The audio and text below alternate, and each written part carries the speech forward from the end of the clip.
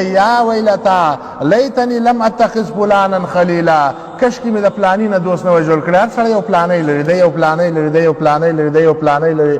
هر چا یو ځان ته یو معتبر سړی، یو بالاتر سړی هغه ځان ته معلوم کړی دی چې دا یو معتبر دی، بالاتر دی، د هر خبره صحیح ده. داسې هر سړی یو پلان لري.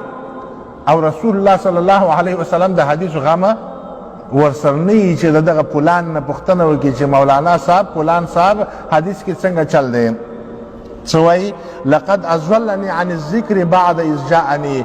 قرآن او حدیث راغلي و راته ښې راته مخې ته یې خوستې وه، خو زه د ګمراه کړم. ته راته ویل چې دې کې تاویل د جمهور داسې وایي، علما داسې وایي، دې کې د علماو دوه قوله، دې کې علما شته، دې بل طرف ته دا دونه علما داسې و هغسې هغسې.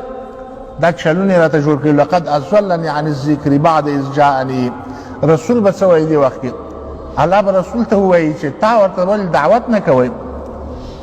نو رسول به ورته ووایي چې وقال الرسول یا ربي ان قوم اتخذوا هذا القرآن مهجورا. تا خو ورته ویلي و دې قرآن څه ویلي؟ واطیعوا الله واطیعوا الرسول ولا تبطلوا اعمالکم. نور خپل عملونه باطل نه کړئ. دې خلکو وما اتاکم الرسول فخذوه وما نهاکم عنه فانتهوا، چې څه درته رسول درکړي اخله، چې څه دې منې کړي هغه نه منې کېږه. دا قرآن خو دې خلکو شاته غورځولی و. د قرآن نه مهم چې و مولانا و، د قرآن نه مهم چې و شیخ صاحب و. نو هغه شیخ صاحب مولانا صاحب لقد اضلهم عن الذکر، د ذکر نه ګمراه کړل، لاړل فاضلون سبیل. بیا په آخر کې څه وایي؟ ربنا آتهم ضعفین من العذاب. دې شیخانو ته ډبل عذاب ورکړي. الله ورته وایي لکل ضعف، ستا لپاره هم ډبل دی. تا ته چې قرآن او حدیث ویل کېدل، تا چا مجبوره کړی چې ته شیخ منه؟ او د شیخ نه د قرآن او د حدیث تپوس مه کوه. تاسو ګورئ که نه دا علما بیانونه کوي، لګیا تقریر کوي. څونه علما دي چې په هره مسله باندې حدیث وایي، په هره مسله حدیث نه وایي، او تاسو ته پوښتنه هم نه کوئ.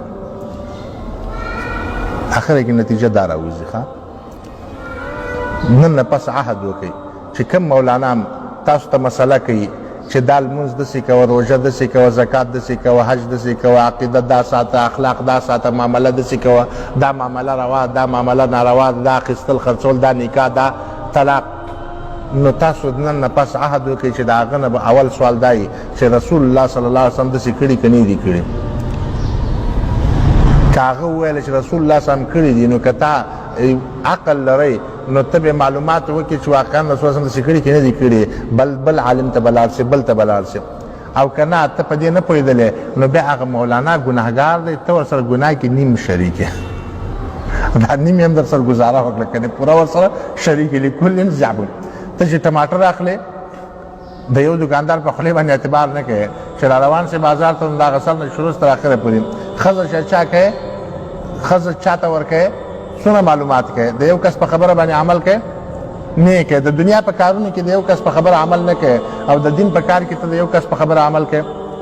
ځکه زه بار بار چې هره مسله وکړم دا خبره کوم چې تاسو د علماو نه پوښتنه وکړئ چې هغوی هم دا خبره داسې کوي که نه کوي. که داسې کوي خو ټیک ده، که نه کوي نو بیا پکار دی چې مونږ پوه کړي، مونږ ورشو، یا د هغه راشي، یا به یو دریم ځای کې سره څنګه شو کینو. مقصد خلاصه دا شوله چې قرآن او حدیث دین دی. قرآن او حدیث کې دین پوره دی. قرآن او حدیث نه علاوه بل هیڅ نه دین نه جوړیږي. قرآن او حدیث چې کوم دین دی هغې نه بېدیني هیڅ کله په هیڅ زمانه کې په هیڅ وخت کې نه جوړیږي.